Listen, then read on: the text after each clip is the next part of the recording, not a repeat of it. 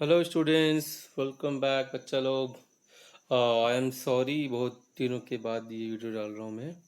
चलो, so without wasting time let's continue with our next topic, that is Newton's law of motion. ठीक है, तो Newton's बाबा को हमने ऑलरेडी डिस्कस किया था लास्ट वीडियो में, राइट? कि न्यूटन्स जी ने क्या क्या हमें बताया है। तो चलो न्यूटन्स लॉ ऑफ मोशन देखते हैं। The Newton's law of motion relate an object's motion to the forces acting on it। ठीक है, तो न्यूटन्स लॉ ने हमें क्या बताया है कि उन्होंने मोशन मोशन मीन्स हमने देखा था व्हाट इज मोशन। जब कंटिन्यूसली डिस्प्लेसमेंट होता है वो उसे मोशन कहते हैं, राइट?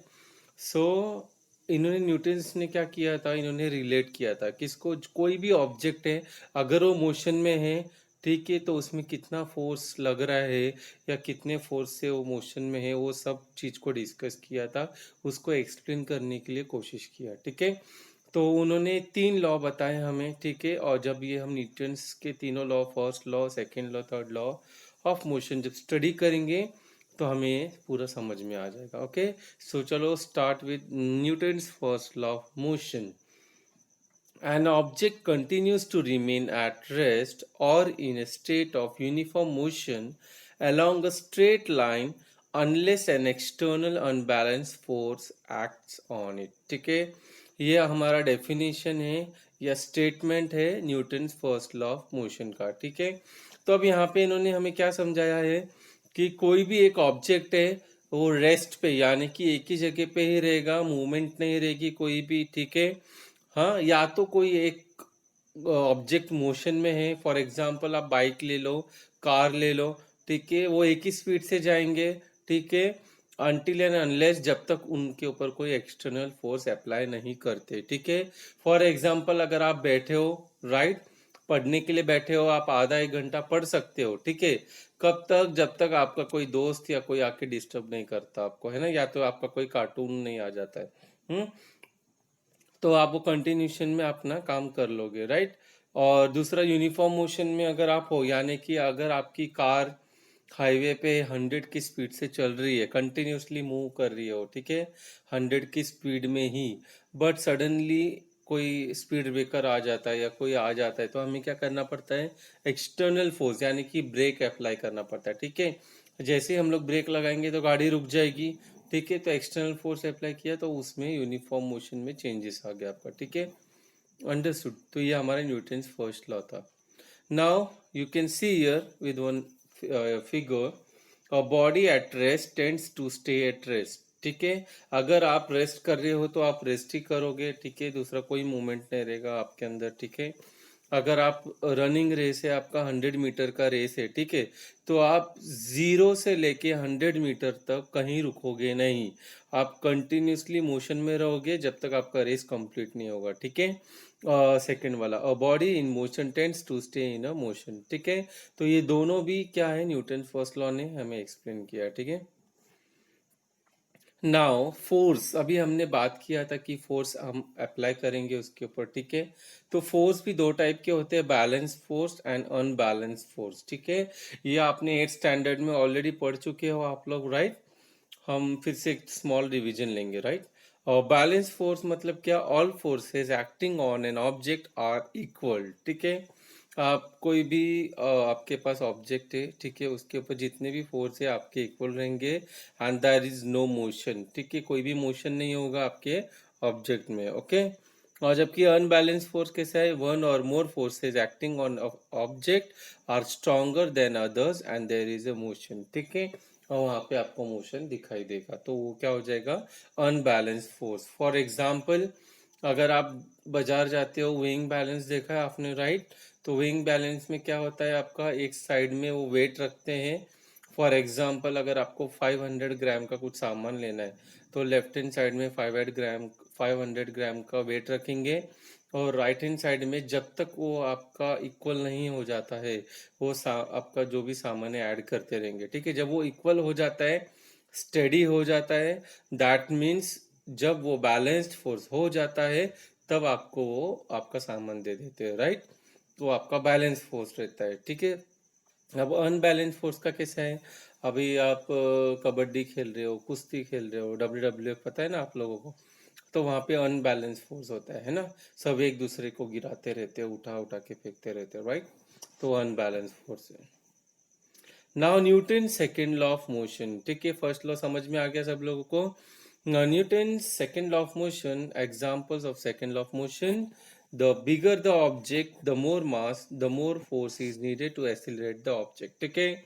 अभी सेकेंड लॉ में उन्होंने बहुत ही कॉमन सेंस वाली बात समझाई है हमें कि अगर मैं आपको एक छोटा सा पेबल यानी कि एक छोटा सा पत्थर का टुकड़ा देता हूँ और आपको बोलता हूँ कि एक तालाब में मारो, तो आप क्या करोगे, तुरंत वो उसको लोगे और फेंक दोगे, ठीक है, वो भी बहुत ज़्यादा फोर्स अप्लाई करके, है ना।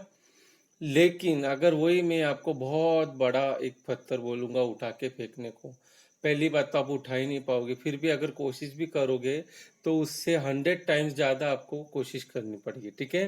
तो सेकेंड लॉ में यही बताया है, जितना ऑब्जेक्ट ज़्यादा रहेगा आपका बड़ा, या जितना मास ज़्यादा रहेगा, वजन ज़्यादा रहेगा, उतना ज़्यादा फोर्स अप्लाई करना पड़ेगा, अंडरस्टूड। और जितना छोटा आपका ऑब्जेक्ट है जिसका मास कम है, तो आपको उसमें कम फोर्स लगाना पड़ेगा, ठीक है।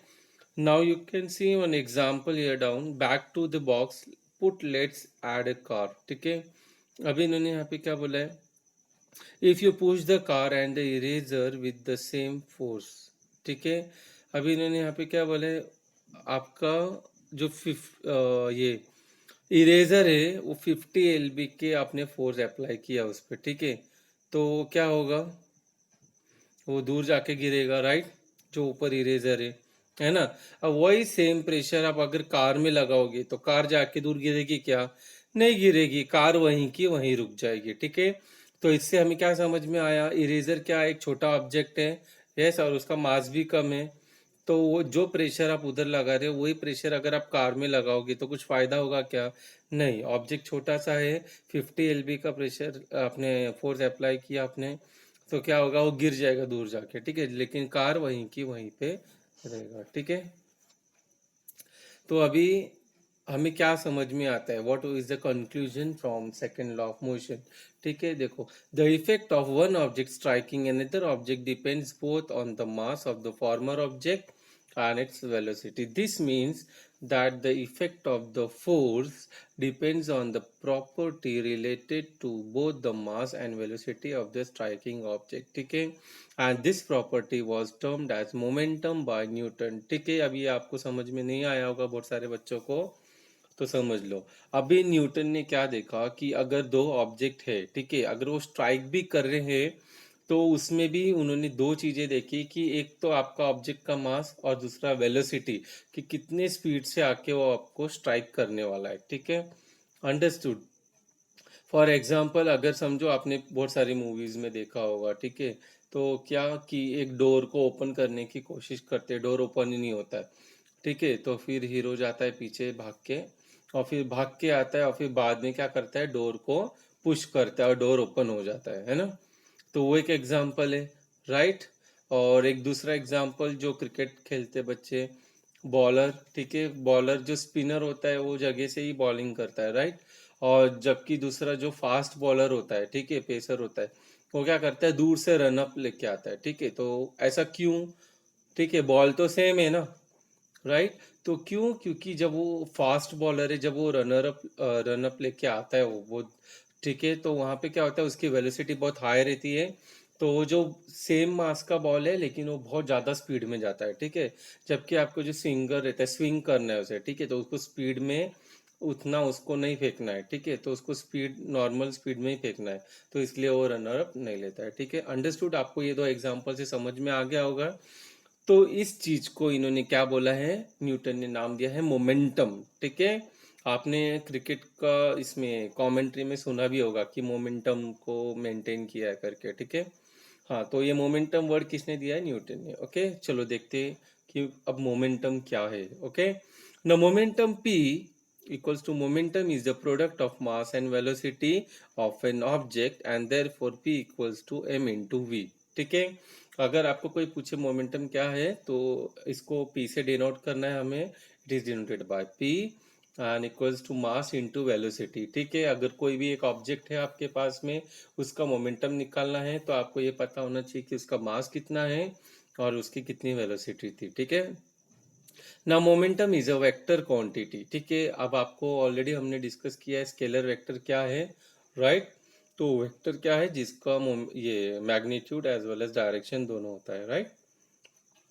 नाउ तो अभी ये सारी चीजें हमें पता चल गई है, राइट। तो अभी हम सेकेंड लॉ ऑफ मोशन, ठीक है, देखते हैं क्या है। ओके, द नीचे स्टेटमेंट दिया है, the rate of change of momentum is proportional to the applied force and the change of momentum occurs in the direction of the force, ठीक है। समझ में आया आप लोगों को क्या, कि जो momentum, rate of change of momentum है, यानी कि आपका जो मोमेंटम चेंज हो रहा है, ठीक है, तो किसके ऊपर डिपेंड है, प्रोपोर्शनल मीन्स डायरेक्टली डिपेंड, ठीक है। किसके ऊपर डिपेंड है वो, अप्लाइड फोर्स, कि कितना फोर्स आप अप्लाई करने वाले हो, okay. And the change of momentum, आप कितना मोमेंटम चेंज कर रहे हो, कैसे, by the direction of the force, ठीक है, कितना फोर्स में आप डायरेक्शन चेंज कर रहे हो, ठीक है। Understood. Now if you have to proof, okay, अगर आपको एग्जाम में क्वेश्चन आता है तो state and explain second law of motion, तो आप वो स्टेटमेंट दोगे सेकेंड लॉ ऑफ मोशन का, और ये एक्सप्लेनेशन यहाँ पे आपके सामने दिख रहा है, ठीक है। चलो एक्सप्लेनेशन पार्ट देखते हैं। Suppose an object of mass m has an initial velocity u, ये तो आपको पता है इनिशियल वेलोसिटी u होता है। Now when a force f is applied in the direction of its velocity for time t, its velocity becomes v, ठीक है। अभी इन्होंने यहाँ पे क्या बोला है कि जब आप फोर्स f अप्लाई करते हो, ठीक है, किसमें, to the direction of the velocity of time t, ठीक है। आप एक पर्टिकुलर टाइम t में आप उसको क्या कर रहे हो, फोर्स अप्लाई कर रहे हो, ठीक है। तो आपकी जो वेलोसिटी क्या बन जाती है, v बन जाती है, okay. Now the initial momentum of an object becomes mu, ठीक है। लेकिन हमने क्या देखा था कि आपका मोमेंटम क्या था, p equals to m v था, राइट। लेकिन क्योंकि हम यहाँ पे इनिशियल मोमेंटम के लिए लिख रहे हैं, ये इनिशियल मोमेंटम है, इसके लिए ये क्या हो जाएगा, एम यू हो जाएगा, okay. And it's final momentum after time t equals to m v, ठीक है। अंडरस्टूड। जब आपका टाइम कंप्लीट हो जाएगा तो फाइनल वेलोसिटी रहेगी, राइट, तो वो एम वी हो जाएगा, okay. So now as per definition, जो हमने डेफिनेशन देखा था, right, the rate of change of momentum is equal to, और डायरेक्टली प्रोपोर्शनल टू था वहां पे, right, change in momentum with respect to time, okay. Understood. Now rate of change of momentum, उसका value put करेंगे हम। Change in momentum क्या रहेगा, m v minus m u, यानी कि final minus initial upon time, okay. अब यहाँ पे m कॉमन है तो हमने कॉमन बाहर निकाला इधर, तो m ब्रैकेट में v माइनस यू बचा, ओके। अब हमें पता है कि v माइनस यू क्या है, v minus you upon T क्या है, वो क्या है, एक्सीलरेशन। एक्सीलरेशन का डेफिनेशन याद करो, ओके। अंडरस्टूड। तो एक्सीलरेशन मिल गया तो m इंटू ए आपका बन गया, ठीक है। Now according to Newton second law of motion, the rate of change of momentum is proportional to the applied force, ठीक है। ये हमारा स्टार्टिंग का डेफिनेशन था, ठीक है। तो m a into m a is directly proportional to force, ठीक है। तो अब यहाँ पे हम बोल सकते हैं कि जब ये प्रोपोर्शनलिटी साइन हटाओगे आप, ठीक है, प्रोपोर्शनलिटी साइन किससे हटाओगे, जब तक हम कांस्टेंट नहीं लेते, राइट। तो अब यहाँ पे आपने कांस्टेंट लिया तो f equals to k m a हो गया, राइट। तो where k is a constant of proportionality and its value is 1, ठीक है। नाउ आपका एक फॉर्मूला बन गया, force equals to m into a, yes, force equals to mass into acceleration, ठीक है। ये किसके लिए बन गया, Newton second law of motion, ठीक है। अभी समझ में आ गया आपको फर्स्ट लॉ और second law. Now we will see a third law of motion, ठीक है। ये बहुत ही सिंपल है। Every action force has an equal and opposite reaction force which acts simultaneously, ठीक है। बहुत ही सिंपल है थर्ड लॉ ऑफ मोशन, कि आप जितना एक्शन फोर्स लगाओगे उतना ही रिएक्शन फोर्स आपको मिलेगा, ठीक है। और ये थर्ड लॉ ऑफ मोशन आपके रियल लाइफ में भी एप्लीकेबल है। रियल लाइफ में कैसे हम यूज करते थर्ड लॉ, कि आप जितना पढ़ोगे उतना ही मार्क्स मिलेगा आपको, अंडरस्टूड। हाँ, तो आप ये जो है न्यूटन थर्ड लॉ अपने लाइफ में भी उसको अप्लाई करो, ओके। चलो इसमें दो एग्जाम्पल है, अगर आपको न्यूटन थर्ड लॉ आता है तो 2 मार्क्स के लिए भी, तो आप इसमें से कोई एक एग्जाम्पल भी एक्सप्लेन कर सकते हो जो अच्छा लगे आपको, ठीक है। स्टेटमेंट लिखने के बाद। तो फर्स्ट एग्जांपल क्या दिया है यहाँ पे कि for every action there is an equal opposite reaction. समझो you on roller blades push against a wall, ठीक है। अब इन्होंने यहाँ पे क्या बोला, एक वॉल है ये ब्राउन कलर का, ठीक है। इसके ऊपर आपने क्या किया, ऑब्जेक्ट ए क्या है, आप हो, ठीक है, और ऑब्जेक्ट बी क्या है, वॉल है, ठीक है। अब यहाँ पे आप क्या करो, you apply a force on the wall, ठीक है। आपने फोर्स अप्लाई किया, ऊपर वाला एरो दिख रहा है आपको, राइट, वो वॉल की तरफ है ना। तो आपने क्या किया, एक्शन, ठीक है। आप फोर्स अप्लाई कर रहे हो, मतलब क्या है, वो एक्शन है, ठीक है। अब वॉल ने क्या किया, रिएक्शन क्या था अभी, the wall applies the same force back on you. तो अब जितना फोर्स आपने वॉल की तरफ अप्लाई किया, सेम फोर्स आपकी तरफ भी हुआ है ना, ये वाला एरो, ठीक है। तो यहाँ पे ये क्या प्रूव करता है कि Newton third law of motion, ठीक है, अंडरस्टूड। नाउ द और एक एग्जांपल सेकंड वाला क्या है, रॉकेट का। The upward movement of the rocket is the result of the gases pushing downward from the rocket, ठीक है। तो अभी यहाँ पे देख सकते हो आप, रॉकेट में जितना आपको गैस रिलीज करते हो उतना ही जोर से आपका रॉकेट ऊपर जाएगा, ठीक है। ये भी आपका Newton third law of motion के ऊपर ही है, ठीक है। तो यहाँ पे आपको आज समझ में आ गया न्यूटन्स लॉ ऑफ मोशन, ठीक है। आज मैंने इसीलिए तीनों लॉ ले लिए, और आज आप क्या करोगे, तीनों लॉ को अच्छे से स्टडी करो और विद एग्जांपल एक्सप्लेन करने का, ठीक है। And you have to give the test. अगर कोई भी डाउट है तो आप कमेंट बॉक्स पे अपना डाउट पूछ सकते हो या मुझे मेल भी कर सकते हो, ठीक है। ओके, चलो, थैंक यू सो मच।